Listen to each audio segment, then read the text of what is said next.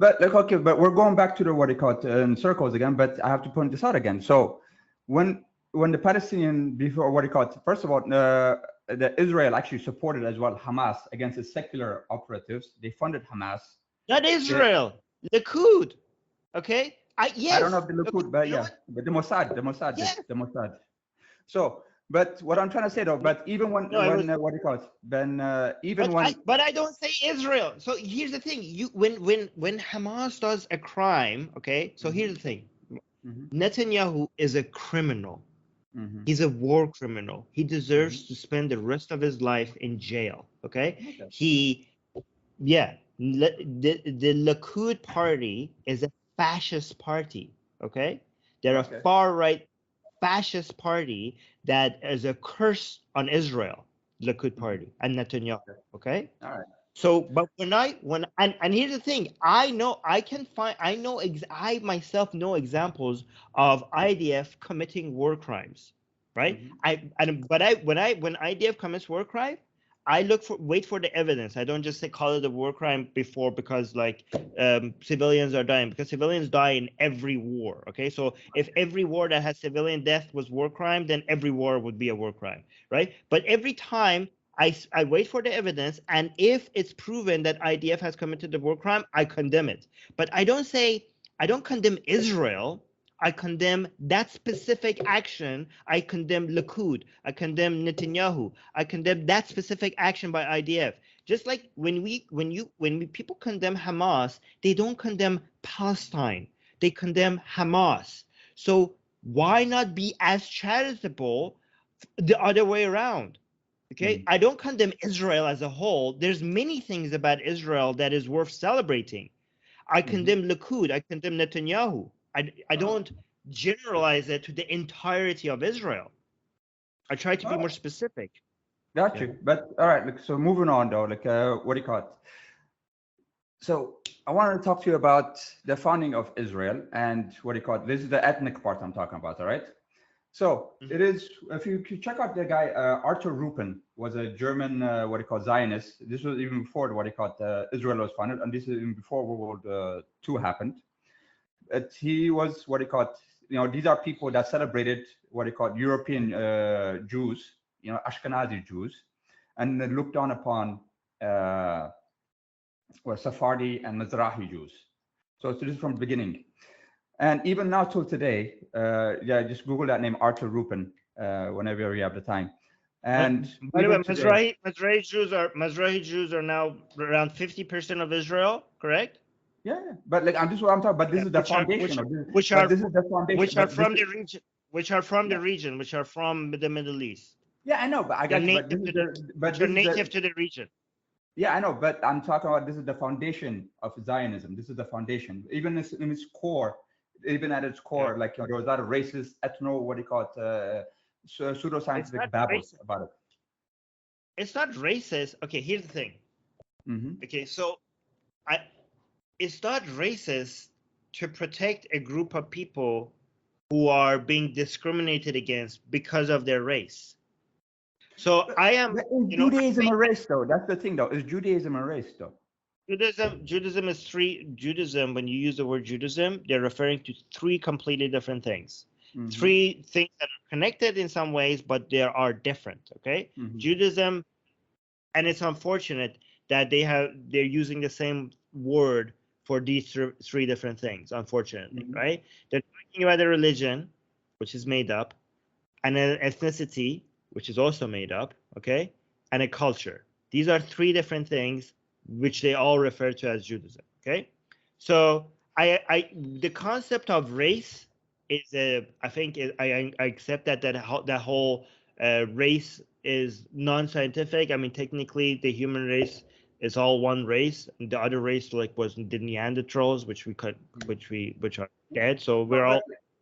I accept. But what I'm trying to say, okay, let me just stop you there. But what I'm trying to say though, there's specifically some racist things on here because, for example, right, the Ethiopian Jews I was talking about, right? Like in 2012, 2013, it came out that what you call Israel was giving forced sterilization, by tricking Ethiopian women to give them sterilization because they don't want to have more black babies in Israel.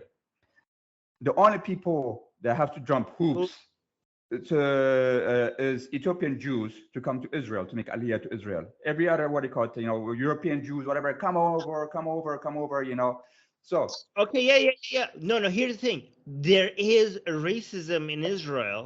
There is racism in Israel. Okay, but guess what? There's racism in other countries as well. I mean, I condemn the racism in Israel. Of course, there's racism in Israel. Okay, but there's racism in every country, almost every country. No, right? but but when you come, but not every country has an apartheid state in a foreign land. Not every country has. Israel is not apartheid. Israel is not an apartheid state. It's similar to what they call. There is no what they call. It's not just me that said it. It's the UN. The certain bodies of the UN said it. Human rights lawyers said it. It's what? Yeah, the Amnesty International is the main one that is saying that. I've looked into it. It's not apartheid. Okay, there is racism in Israel. Okay, I agree with that, but it's not to the level of apartheid. Okay, because apartheid you need to have legal discrimination. You have to have you have to have two-tier citizenship for you to be able to call it apartheid. We don't have two-tier citizenship in Israel. What do you mean? The people, what do you call it? Palestine does not exist. That is under occupation by Israel. That what do you call it? The land that even the UN cut out for Palestine, that is under your what do you call it? Military occupation of Israel. Whereas the West Bank, that is under military occupation. What do you call it? Those are not what do you call people of their own country. Those are not people free to do their own will. Those are under your what do you call Israeli government control. And whether it's their water, their food, any commerce they do, if they want to travel abroad, everything has to do what do you call the Israeli government has to approve on it. And what do you call they're stuck there, and what do you call they're treated like dogs day in and day out. So I mean, what kind of life is that? And what do you call it? If an Israeli what do you call settler, you're talking about Gaza. You're specifically talking about Gaza, not about you're not talking. Okay, so no, West Bank as well. I'm not specifically talking about Gaza. I'm talking about West Bank as well. I mean, we have to take what do you call it, I mean, the West Bank is not separate than Gaza in the situation of Palestine. When we're talking on the question of Palestine, West Bank is also what do you call it? More organized. We have to be more organized about in the way we're talking about this. Okay, so if you're talking about apartheid, we're talking about two-tier citizen. This is what apartheid is: two-tier citizenship based on ethnicity. That's what apartheid means. Okay. Yeah. So let's talk about West Bank. Yeah. Okay, so we have three groups of Arabs here that we can evaluate them separately, right? We have Arabs in Gaza Strip. We have Arabs in Israel, who are citizens of Israel, right? And then we have Arabs in the West Bank, right? So and also I completely acknowledge that the situation is horrible, especially for Arabs in Gaza. Okay.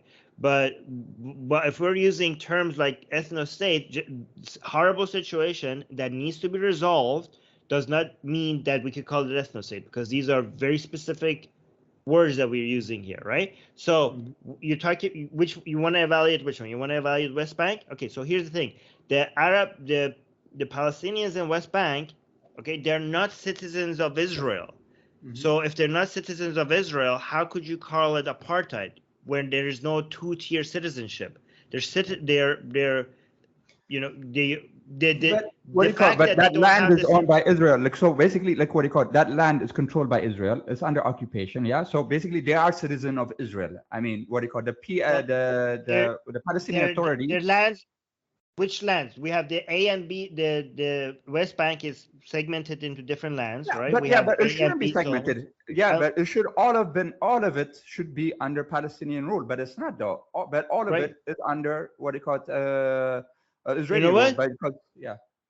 Yes, I agree with you.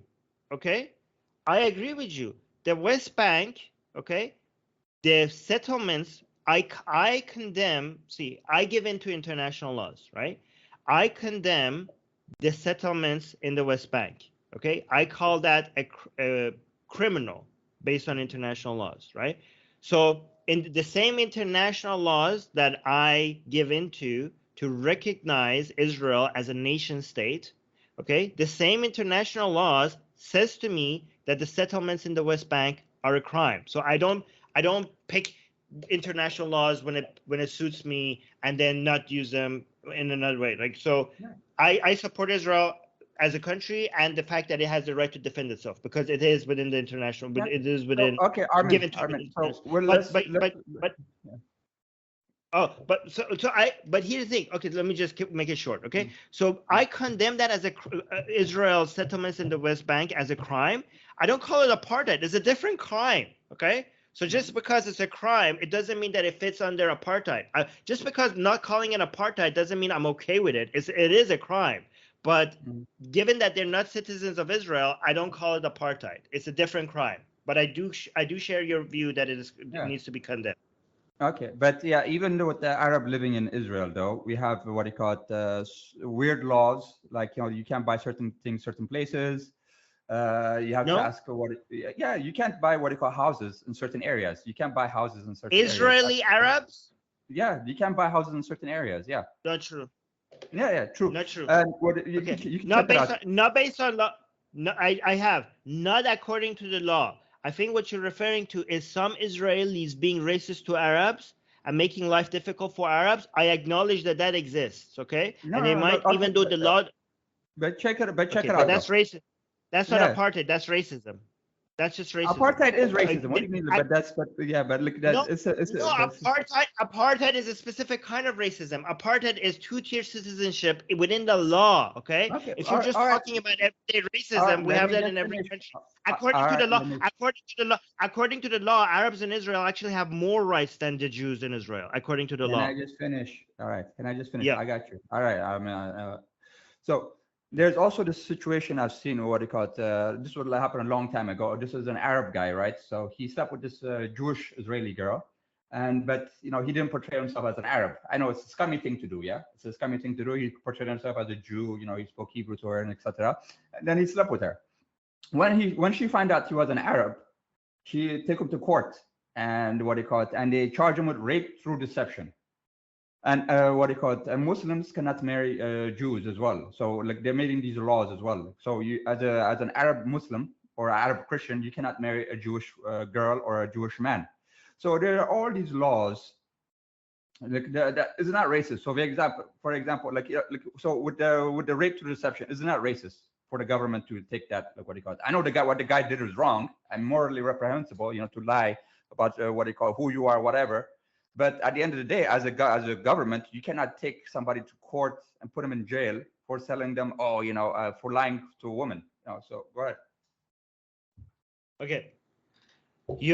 If I need to double check these stories, but let's say they're true. Okay. I am more than happy to condemn specific examples of racism here and there. Okay. What you're giving me seems to be anecdotes, right? But what I'm talking about is a broader observation of what I'm seeing in Israel. The Arabs in Israel, Arab citizens of Israel, enjoy more rights and freedoms than Arabs in any other Arab country. That is Hasbara propaganda. Hasbara propaganda. That is completely true. That is completely true. You, as an Arab, you are better off being an Israeli Arab than an Arab of any other Arab country. Really? Muslim, yes. You'd rather be than being what they call born of Dubai or born of Qatar, where they give you $100,000 just for being born. I don't think so, my guy. I don't think you can put any price on dignity and raising your your neck up high and walking the streets while nobody's yelling at you. I'm talking about rights and freedoms. I'm not talking about examples of. You have more rights and freedoms than that is ridiculous. That is specifically Hasbara propaganda.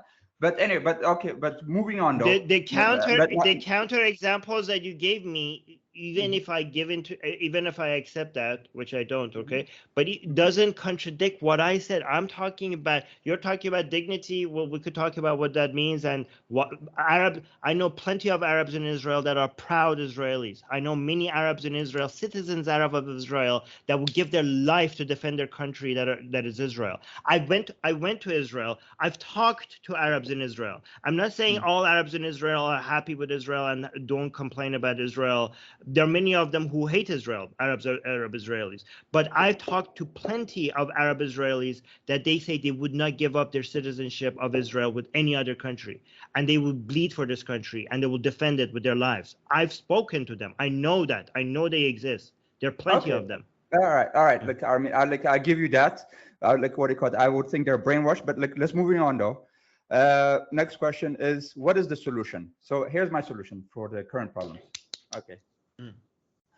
My solution, I think, what do you call it? We have tried all the time condemning Hamas, condemning the Palestinians, what do you call it? Doing military missions in Gaza Strip, doing military missions over there. Iran is the problem. We have to invade Iran. So we have. Like, no, wait, I never said that. I know. I'm talking about the general public. Like the what do you call it? The war hawks in America, etc. They for the problem is with Iran. We have to invade Iran right now. No. So my solution is we have condemned the natives of that land and what they call the Muslim population of that land, and just I did for a long time. But like, I'm just talking not like you specifically. I'm talking about like the wider West. Sorry. Yeah, the wider West. Like have done that. That's been the policy.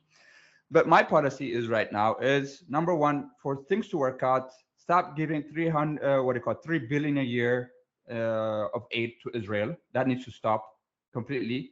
No more weapons to Israel until they sign a peace accord and give back settlements, take back the settlements and give back the land that they've taken from the Palestinians and something gets settled. So sanctions, no $3 billion or no more weapons to Israel. That is my solution right now. Go. Okay, so I think that when it comes to weapons, if they're defense focused, I think that should continue because that actually saved Palestinian lives, right? The less Israelis die, the less Palestinians die. So I do want Israel to have the defense weapons to be able to defend itself. I do agree that. So here's the things that I think. Let me give you the parts of solutions which I think you would agree with. Okay. Okay. So I think the Israeli people need to get rid of Likud, get rid of Netanyahu. Okay. Bring a secular liberal government that immediately forces all the settlements to not only continue, forces all the Israelis in the West Bank out of the West Bank, completely bring them all back to Israel, and then all the buildings that they built in the West Bank, they should be all used to offer Palestinians in Gaza to move to the West Bank if they wish to. All those buildings that Israel has built in the West Bank should be offered to the people in Gaza, right? For them to be able to, because Gaza's situation is like so dense, population is worked dense. So I think they have plenty of room there to move people there, and I think that doing that, Israel will signal a huge. This will, by the way, this is pie in the sky, dreaming that will not happen. But I'm just saying, if it was up to me, this is what will happen, right? This would show a major goodwill and good faith that Israel is committed to the two-state solution for Palestine, right? By doing that, the Gulf the Arab countries around the Persian Gulf, they will have no more excuses. I mean, they themselves want a normalized relationship with Israel. And the Palestinian situation is the only reason why they can't do so, because they have their own population to satisfy when it comes to normalizing ties completely with, especially Saudi Arabia. Saudi Arabia is desperate to normalize relationship with Israel, but the Palestinian situation is not letting them go 100% with that. But by Israel doing this, it will be able to significantly increase its ties with other Arab countries in the region, and will make Israel be more united against the Islamic Republic of Iran and become a much more force and be able to defend itself. This will improve the lives of Israelis and improve the lives of Palestinians, and it will also help significantly reduce the influence of the Islamic Republic of Iran in the region. Got you. But what I want to talk about though, so we can't control the Israelis or what they do, right? But as foreigners though, as both people living in the West, that I would hope, like the West, I think one of the main reasons, this fighting has continued on, there's not been any peace, is because of the support of the American government. They never chastise Israel. They never try to force the Israelis for peace, and they always have their back and take care of their enemies and always give them weapons. And they say, oh, you can, it's like, it's the child that can never do wrong. It's like, and it's a very spoiled child that can never do wrong, that has, the United States constantly pressures Israel. I mean, the United States can't do everything. I mean, just because they're a superpower doesn't mean there has never been a time, AIPAC is one of the biggest lobbies in America, and there has never been a time where people said, hey, there's $3 billion, we have to take them back. Never been. Every year, I mean, it's Israel is a nuclear armed country, but every year it gets $3 billion, man. That saves Palestinian lives, by the way. Okay, here, let me tell you. Every single U.S. president, except I think maybe Donald Trump, has condemned the West settlements in the West Bank. Right? Every single one of these administrations has constantly tried to pressure Israel into giving into the two-state solution, and the Likud party and Netanyahu has just not given into any of that. Okay, but there's very little United States can do, but they have tried their best. Take out the $3 billion. Take off the $3 billion. That's number one. No more weapons. The $3 billion, no more weapons. And why would that help? That will be horrible for the Palestinians. Okay, let me tell you. Okay, if the weapons that Israel has to defend itself, if you take that, and if Hamas attacks next time and there's no Iron Dome and many Israelis die, do you know how many Palestinians will die in response to an attack like that? So every time a missile is a Hamas missile or a Hezbollah missile is intercepted by the Iron Dome, it's not just saving Israeli lives, it's saving Palestinians' lives as well, because every time Israelis die, But the Israelis have called Palestinians human animals. So I mean, and these are the defense ministers calling them human animals and other words. Well, so to begin with, I don't think okay. First of all, be careful what you say, because he was talking. He didn't call all Palestinians that. Yes, even though he said we are dealing with human animals. And we're going to treat them the same way. Hamas. He didn't specifically say Hamas. He didn't specifically say Hamas. Exactly. That's why I condemn it. That's why I condemn what he said. But he didn't also say. He also didn't say all Palestinians. Okay. So the reason why I condemn it is that he used a language that could mean like, who are you talking about? Are you talking about Hamas? Or are you talking about all Palestinian? Okay, but I don't go around and say that, oh, he said that about Palestinians, because he didn't clarify what he means, and because of lack of clarifications, I condemn it. I agree.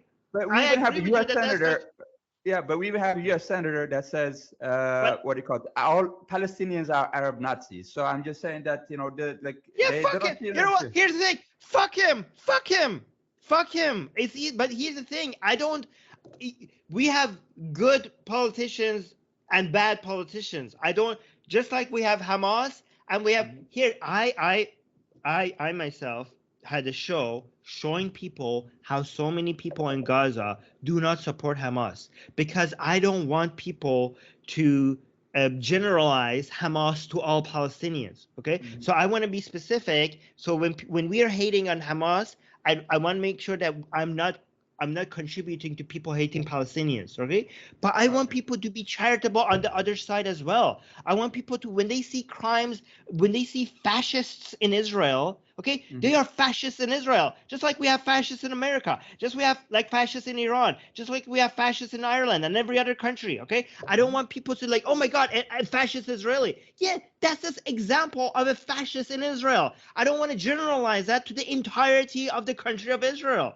Of course, they have fascists there. All right. So look, here's what you call. We are like this is the disagreement. So I have to agree with you. You have fascism, but I think what it calls fascism is in the core of Israel. Fascism and racism and Zionism, because Zionism it is a certain thing of fascist. So and number two, the biggest problem is that what it calls. The biggest problem is I don't think Vladimir from from Russia, Yevgenovich from Ukraine, Dreyfus from France, or Rothschild and Guggenheim from UK and Switzerland. All of these people, this is not even Semitic names, for example. These are not and to say these people are the Jews from 3,000 years ago that left Palestine or Israel, and these are the inheritors of that kingdom. It is flat out wrong. It is what they call it. It is messianic. Yeah. Yeah, go ahead. I don't care about all that religious mumbo jumbo. Okay, that is pure nonsense. Okay, but that is the basis of Israel, though. That is the basis of Israel. No, the basis of Israel. No. That. The founders of Israel, the Zionist movement was a secular movement. Do you know that? Which is also racist as well. Like they said, like what do you call? I told you about Arthur Rupin, yeah. But it wasn't. No, it was not racist. Okay, it was a response to racism. The Zionist movement was a response to racism against Jewish people. It was not racist itself. Okay, if you have people targeting a race for discrimination, if you respond to that, if you have to take that ethnicity seriously, not because that ethnicity is superior in any way, but because people are targeting that ethnicity, that is not racism. That is not racism. Here's for example, if I create an institution in the United States, okay, that is trying to protect Black people against racism, would my institution be racist because it's focusing on the Black ethnicity? It's not. My institution is not racist. I know my institution is focusing on an ethnicity, but it by itself is not racist. It's responding to a discrimination. It's trying to protect. So Zionism as a movement was a response to a global targeting of Jewish people. European, but yeah, and that's not global, but yeah, European programs. Yeah, European programs. What was global? Just like they were receiving Mizrahi Jews from the Middle East as well. It wasn't just Ashkenazi. Like Zionism is a European thing. So basically, like two. Yeah, but it was Zionism. The Zionism movement was welcoming Jews to Israel, both Ashkenazis and Mizrahis and other Jews from the Middle East and North Africa as well. It wasn't just because the founders were European doesn't mean the movement was European. The founders that created it were European, and they founded it because of the discrimination they faced in Europe, and the two things. And everywhere else. Yeah, no, but like, can I say though? But like, there was another movement at the same time that competed with Zionism, and that was the Bund. The Bund tried to create a state of of Israel in Europe, and they tried to assimilate and try to find peace with the European brethren. So the Bund was specifically said, we are Europeans and we want to stay in Europe and we want to live in Europe. They didn't want out because, of course, of the hatred and actually what the Nazism came in, etc. Like, and they were able to. Which proves Zionism had a point. Which proves Zionism to be a legitimate movement. No, but it's legitimacy saying, no, like these are the Jews that that left their land. But are they the Jews that left 3,000 years ago from Israel? There's fuck 3,000. Fuck three. That's religious. That's what they say, though. That's what they say. That's what. No, that's their deeds to the land. They're saying we believe. That's not what they said. That's not what they said. They say we are the inheritors of the Jewish kingdom of Solomon.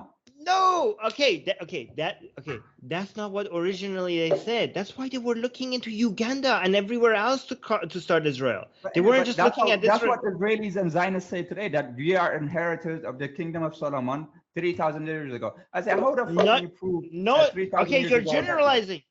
Yeah. You're generalizing. Not all Zionists say that, okay? The religious Zionists say that, okay?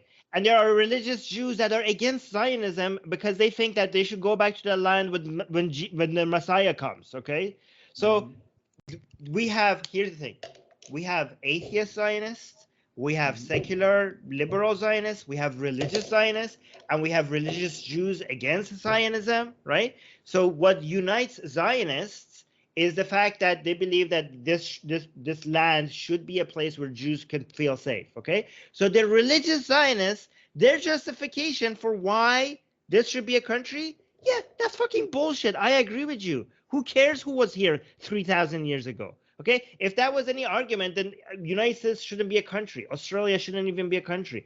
Canada shouldn't be a country. They should all go back to Europe and give it all to the natives. That makes no sense. Okay, but that's not the common characteristics of what defines Zionism, right? Because I went to Israel. I talked to many atheist Zionists who don't make that argument for Zionism, right? The argument for Zionism is just the belief that this land should be a place where Jews can call their country, okay? And some of them have ridiculous religious reasons that you mentioned that I agree is fucking bullshit, but some of them have good reasons. Some of them are like the world, there is anti-Jewish hatred everywhere in the world. We cannot rely on world powers to always be on our side. Yeah. We need to have a place where there's a nation state that has an army where Jews can come to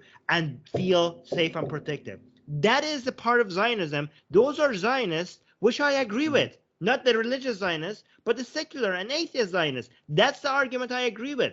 And that is not racism. That's just a response to racism. Okay. All right. Moving from this, let's finish up with Iran. Okay. As a secular Iranian. By the way, thank you. This has been a very good discussion. I hope I haven't been insulting or impolite. No, I got you. Yeah, no, it's been good. Okay. It's been good, and at least what it got. We both agree that there's fascism, but I just believe that there's fascism inherently in it. You don't believe they're just like certain people are just fascists, and once they get rid of, they'll be fine. Going back to Iran. As a secular Iranian, and there's quite a few in your organization as well. So what is your hope in the future? Do you think that America and Israel would save the Iran and the Iranians and give them a secular state? Is that your belief? No, okay. So the only people that could give Iranians a secular state are the Iranian people. Okay. This is not something that needs to be gifted to Iranian people from outside. I do believe that support will be helpful and much appreciated, not in the form of an invasion or anything like that. That's not what I'm talking about, right? But just because there's no successful revolution, I mean, there's at least not that I know of, there's very little successful revolution without support from outside, without the support from other nations and other powers, right? So, but at the very end, this comes to the Iranian people deciding making decisions for their own destiny and toppling the Islamic Republic themselves, right? This is their country, their choice, their movement. But we do need help. I think we do need support. But okay. But have you seen? Yeah. That's not just United States and Israel. We're talking about support from not just I'm not talking about just governments. We're talking about governments and people of every country. Anybody that could help. Anybody that values secularism, freedom, democracy, liberalism. Any support that we could get, we're not going to say no. We're not going to say no to any support from anywhere that we could get. Okay. But from the track records of America in Iraq, Afghanistan, Syria, Libya, I don't think any of those places with the help of America, with whatever overthrowing governments, have been burgeoning the progressive. What about Germany? States, but What about Serbia? What about the help with the? Those are European countries, man. Like that's what I'm saying. You're not European, so you're Middle Eastern. So we're looking at how European, how what do you call it, America treats European countries and how they treat Middle Eastern countries. So you're in the, look what do you call it, you're in the league with Afghanistan. Like, let me just finish. You're in the league of Afghanistan, Syria, Iraq, Libya. They have treated those countries differently than they treat their European brethren, and they will treat you the same way as they will treat the Middle Eastern brethren, which is yours. So you're not European. Go ahead. First of all, I mentioned Japan as well, right? First of all, this is not. They're not Middle Eastern either, though. But yeah, go ahead. I know, but you. This is what you're talking about. I think it's a. I don't want to say this. It's a bit maybe unintentionally racist. Okay. No, it is. No, it is racist as in parts. What do you call it? It isn't racist as I see what do you call it, how the United States government.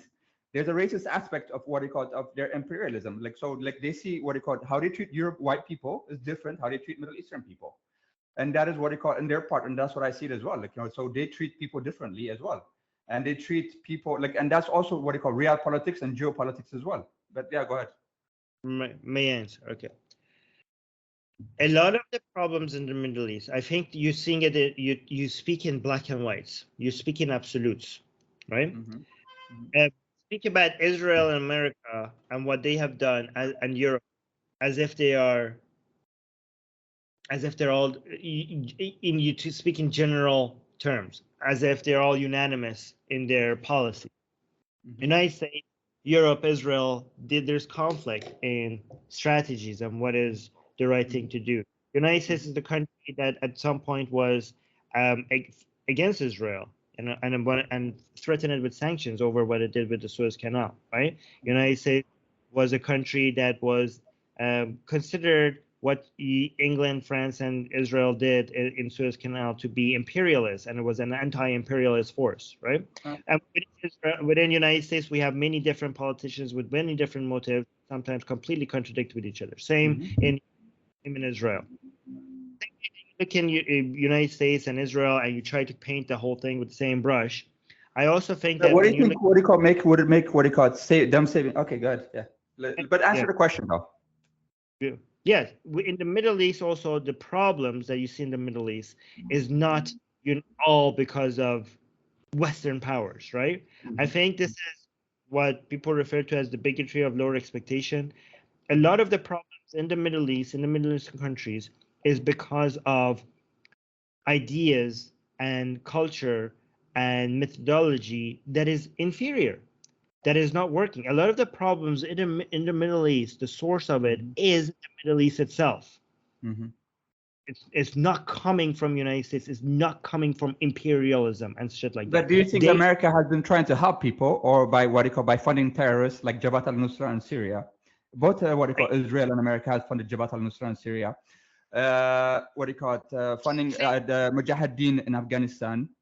Funding, I don't know, whatever other, like Mujahideen-i-Khalq, that's in from, what do you call it? Those are also like, it's in the name, Mujahideen-i-Khalq, and they're in Albania, but they're going to, yeah. MEK, you're talking about the MEK, which is a terrorist group. Yeah, I know who you're referring to. They're funded by the USA, and they're supported by the USA, yeah. And they're funded to overthrow the Iranian regime. Well, I mean, they're not funded by so they're funded by Saudi Arabia. They're supported by some American politicians. So that's what we know so far. The MEK is supported mostly by Saudi Arabia, not by the United States. We have certain politicians in the United States who get paid money by the MEK and go do speeches there, and that's all the level of support. But this is what I'm talking about. You talk about the United States as if the United States has. You can judge United States as if it's one entity that does one thing. When I judge, rather than judging an entire country, I try to judge specific actions separately. Okay, but we've seen all the specific actions. So we've seen, we've seen what happened in Iraq when they tried to bring liberal democracy there. We've seen what happened in Libya and their democracy. Right? That place is a mess right now with what do you call it? With foreign powers, with France, Russia, all of them, in Turkey vying for what do you call it? Like being like vultures vying for power over there. So really what would make Iran different than what happened in Libya, Syria, and other? just getting there. I'm moving in that direction. But Okay, please get there though, because no, but the reason why we're not getting there is because you keep adding small little things about MEK and Mujahideen, and then I need to respond to those, and that's why I'm not getting there. But if you let me finish, I'm getting to the difference. Okay, right. So I think what sets these countries apart are the people, right? So the United States after World War II, United States and other Western powers tried to help Germany, and Germany managed to become the most powerful country in Europe, the largest it's not the economy most of Europe. powerful. It's The same, economically probably, but yeah, it's not the most powerful. I don't think. No, I think economic. Great Britain is most economically too, but it is one of the top ones.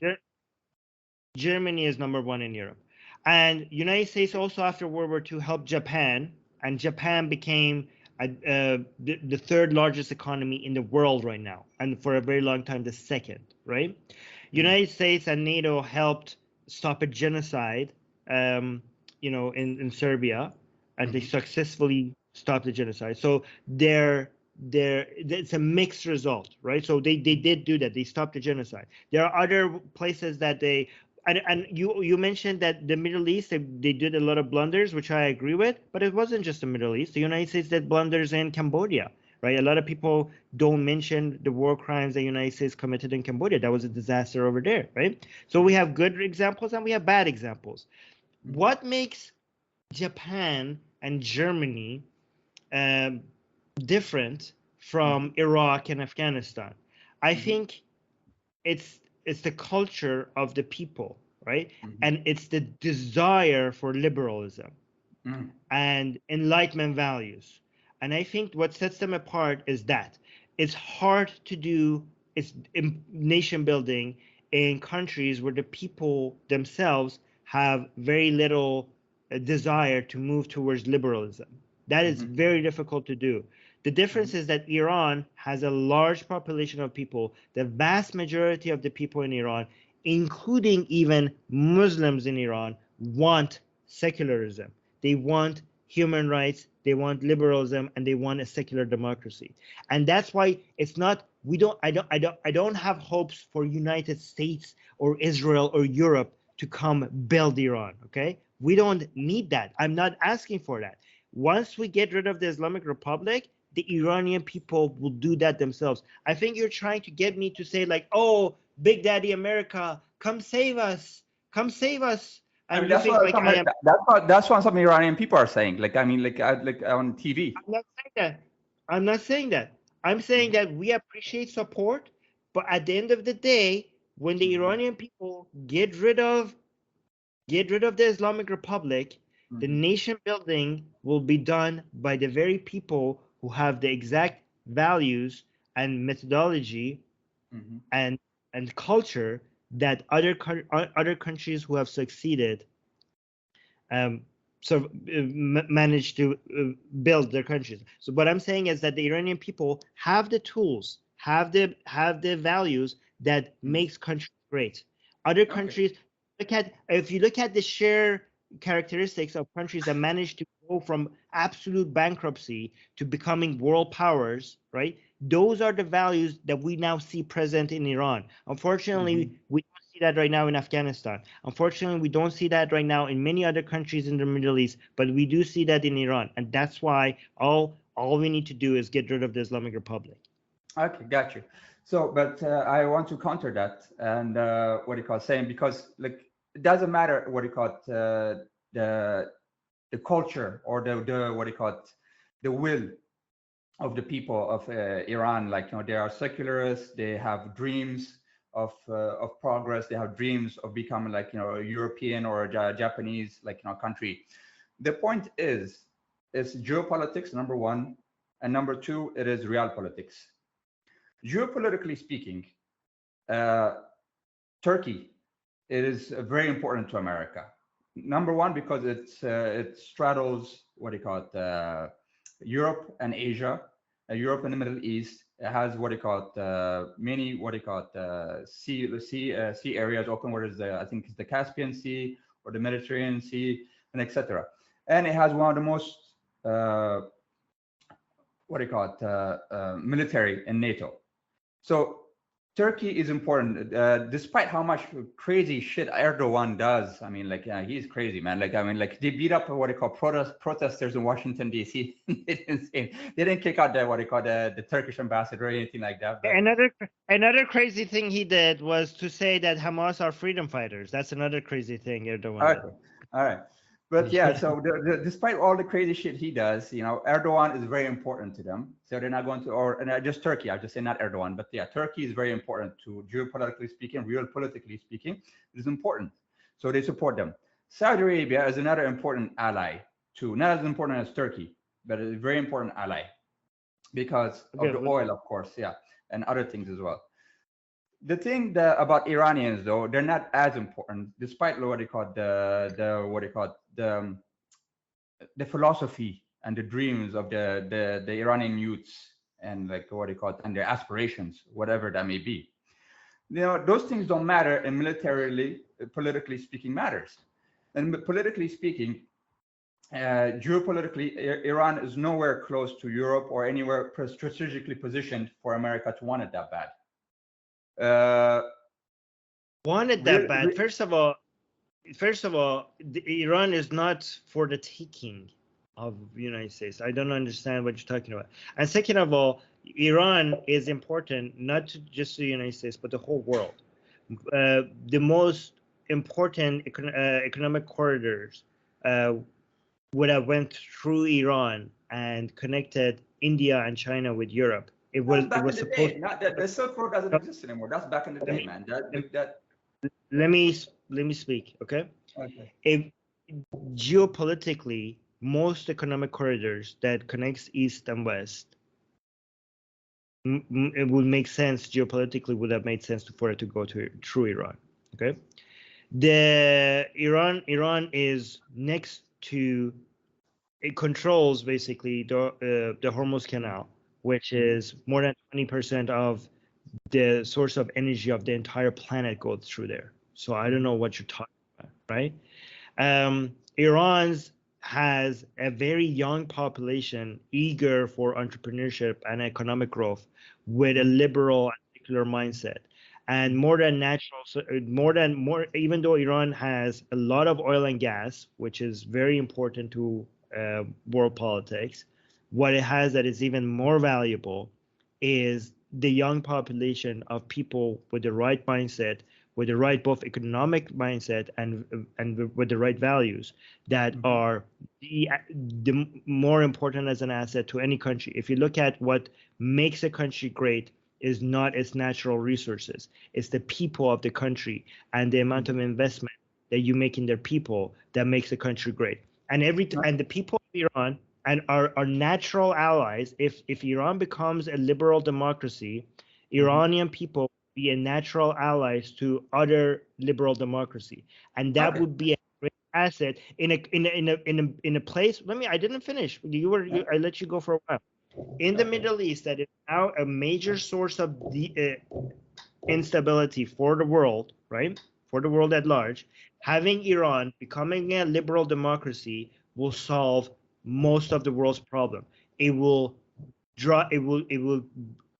be a leap forward when it comes to making the world a more peaceful and stable place. If you look at all of the major conflicts in the world, a major part of them are right now being supported and caused by the Islamic Republic. If Iran becomes a liberal democracy, not only we would not have the Islamic Republic causing all this instability around the world, we would have a major powerful force in the part of the world that is mostly needed, that is actually a force for stability.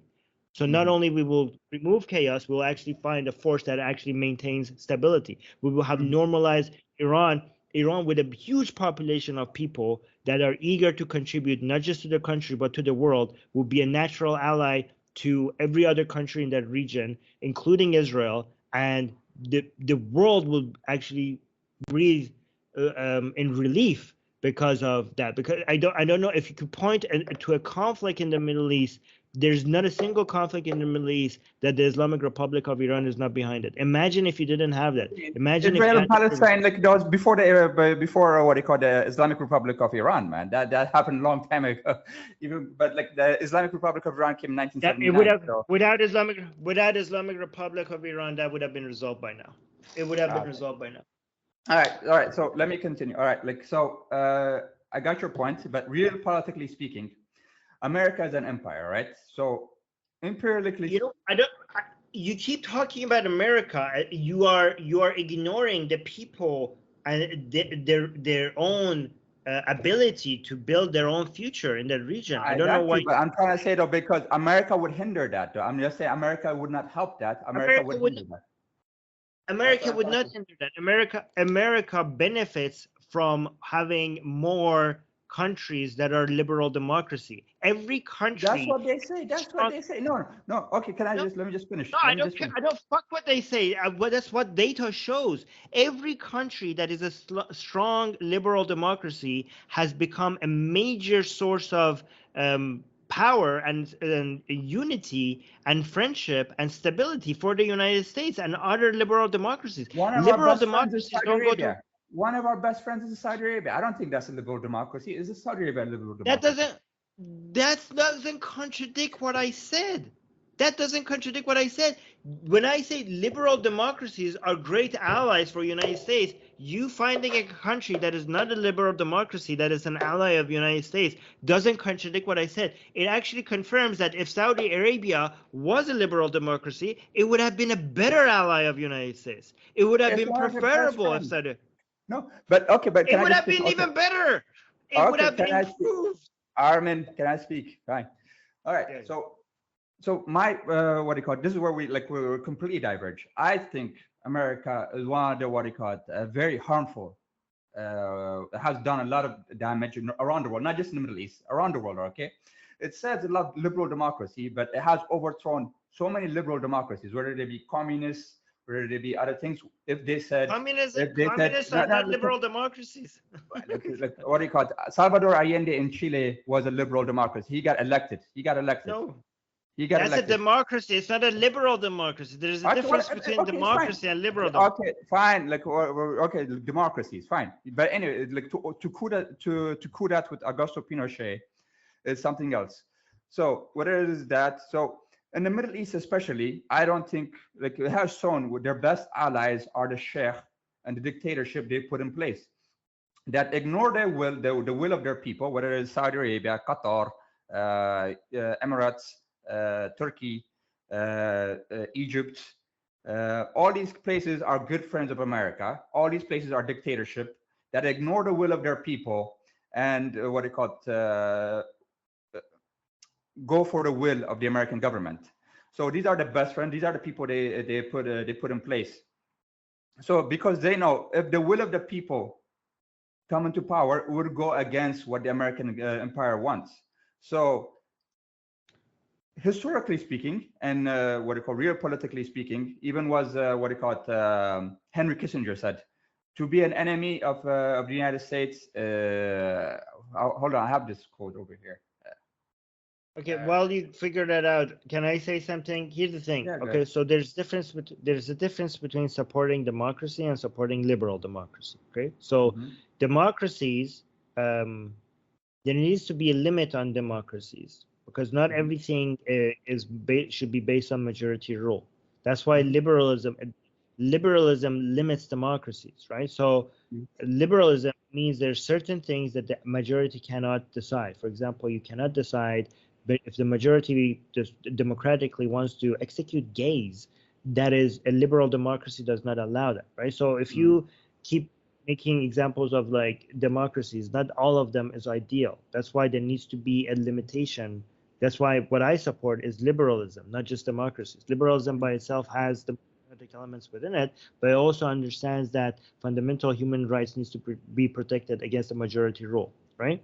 And that's what as an empire though, you want to control certain things, certain aspects. So even economically speaking, so even in liberal democracies, for example, if the people decide to nationalize this company or not, or what, to kick out this American company and to what you call to become friends with a Russian company or a Chinese company, it ain't going to work, buddy. So as in that speaking, as real politics, as American speaking, as what you call, okay, like this is the Henry Kissinger quote: "To be a friend, to be an enemy of America is dangerous. To be a friend of America, it is fatal." So I this is why I warn like young Iranians like yourself, and That like so to be wary of the American friendship, because I think if what do you no, call no, it? wait. Tell that to No, Israel. Tell that one last, let me to just tell that to let me just Israel, finish. Germany, Japan, Taiwan, South Korea, every single country that is now developed, every single country that is powerful right now has benefited from their friendship with the United States. I don't know what you're talking about. That quote is ridiculous. No, because like, but there's so many other countries where like we just fucked over people and left. For example, in the Middle East as But well, yeah, the you see Lebanese things Christians, that you Lebanese, see okay, you Lebanese, see okay, you see can I things just speak? as black and white. Okay. Armin, can I just speak? Lebanese Yeah. Christians, you know about them, right? Lebanese Christians. Lebanon was mostly a Yes. Christian country, was called the Paris of the Middle East. Beirut was called the Paris of Yes. the Middle East. And then But Palestinians migrated there. it's not the fault. It's not the fault of the Palestinians. The Israelis invaded. No, The but Israelis invaded, no, and the reason why the migration from Palestine to Lebanon is what changed the demographics in Lebanon. That's what started it. no, but like okay, but that's not what you call. But that's not what that made the The, Israeli what you call the the Lebanese reason Christians leave. the reasons why Lebanon is almost a failed state right now is because of Hezbollah there, which is Hezbollah supported by the wasn't there until what do you call it, until Israel invaded. Yep. Well, Yeah, but Hezbollah was I'm a direct talking about reaction. yeah, and again, that was not a failed state back then. Right now, it's a failed state. Okay, so It it's was a the failed bank. state when Israel invaded. Even okay, like one last thing. So The people that see how one-sided you are. You keep thinking about United States interventions in all these other countries, but you fail to see that the actual imperialist force here is the Islamic Republic of Iran that is middling in other countries. You know, when you right now, when United States is middling. So here's the thing: I completely acknowledge that in the past, United States has done many things that I condemn. You fail to see the other side. You fail to see that United States Army right now is the army that is holding peace and stability around the world, which without it, we will have absolute chaos. You fail to see that. I see the crimes of the, let me finish. I see the crimes that the US military has committed and I condemn it, but I also see the other side of it. I also see the fact that the reason why we have such level of prosperity and trade is because the United States taxpayer is paying for it with their military. Okay, so and all the other countries are just free riding it. I noticed that. I see that the imperialism that is happening today, right? That the actual imperialism that is happening today is being done by the Islamic Republic of Iran. Because when the United States is in Iraq right now, okay? Again, I know in the past they have done crimes that I condemn, but it is with the permission of the Iraqi government, okay? I see that when in most of other places they try to abide like by international laws. I know they have violated international laws before, and I condemn that. Right now, but if you take a snapshot of what we're seeing in the world right now, it is the Islamic Republic of Iran that is in Lebanon, middling in Lebanon politics, middling in Iraq's politics. They're in Yemen, you know, they're in many countries in Africa, and they're there without permission and influencing politics against the will of their people. That is imperialism. Do you condemn that? Do you understand that they're trying to create a Shia empire around the region and create a Shia crescent against Israel and Gulf Arab countries? Do you I notice think that? Do you notice okay, that? can I just let me speak. Okay, Yeah. I think Iran or the Salafid or before that the Parthians or etc. What do you call it is from that region, and it can play a big power in that region because it is from that region. It has a history in that region. America, on the other hand, is very foreign interlocutor, and it doesn't care about the people. It sees them beneath its feet, like what do you call it? Whether they be all Middle Easterners, Who is sees them beneath America? them. You're Huh? talking about America as if it's a person. You're talking about America as if it's a person. It's military bases. It's military. Why is that? What like I can understand Iran has military bases in Lebanon, okay, because of the Shia connection. I cannot understand why on like on God green earth that America has so many military bases in the Middle East or even like in Asia, like like there has no business. You understand the religious arguments, but you don't understand the secular liberal excuses that we have, reasons that we have for the secularly like empire building. Like, what empire are you talking about? There's no empire. You're stuck in the Cold War ages. Like we're past that. Okay, there were 800 military bases around the world. That's not an empire. 800. What is 800? No, 800? Because an empire. An empire doesn't ask you permission to build military bases in your country. Like if United States have do you think that United States has military bases in the Philippines against the wishes of the Philippine government? That is completely backwards. Okay, an empire, if for example United States has military bases in the Philippines, okay? You know who wants United States to have military bases in the Philippines? Philippines! That is not an empire. An empire just goes and builds military bases in your countries by force. Doesn't wait for your permission. The Philippines will beg the United States to build military bases, because, for example, the Philippines cannot protect itself against China by itself. So when Germany has military bases, U.S. military bases in Germany, guess who wants that? Germany wants that. Guess who wants that? Japan wants that. German people don't want that. The German people don't want that. The Italian people don't even want that either. They have to get the fuck out, but they don't get the fuck out.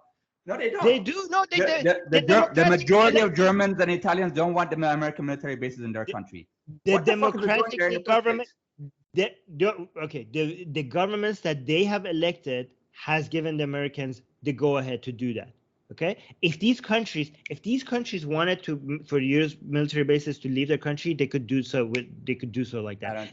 Empires, they can do that like that. They could do it like that.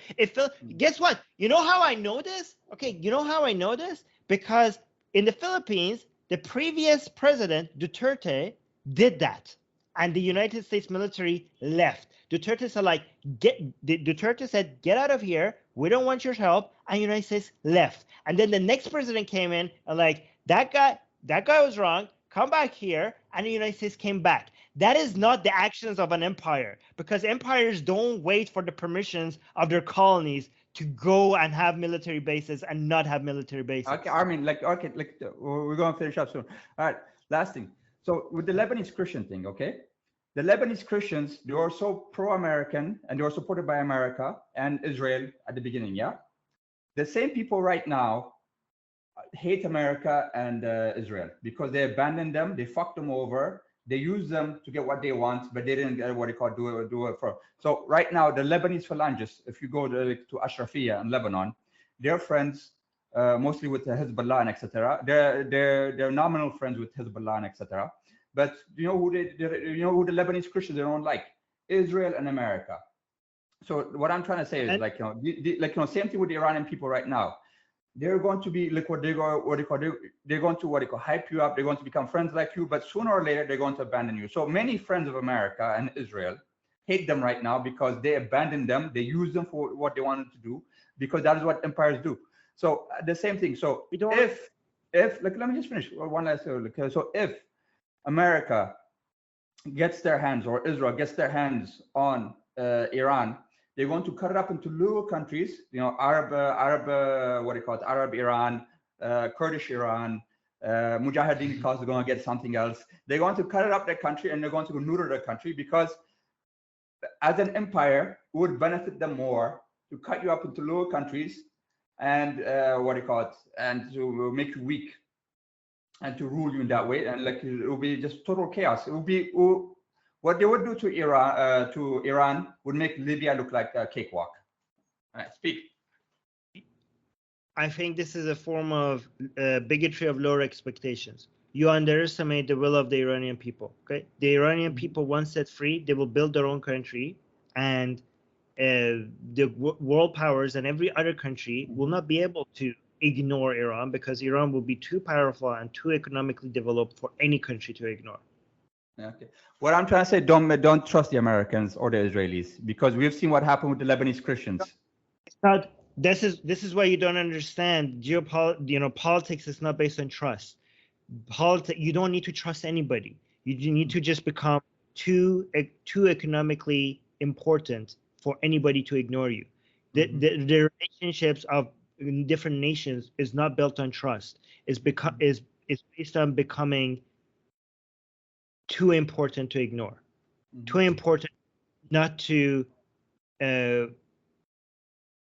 be a worthy ally, too important to challenge, right? So the Iranian people have the skills, they have the mindset, and they have the values to build their own country. And once they become powerful enough and economically develop enough, okay, you don't need to build relationship based on trust. You will build relationships based on mutual benefit.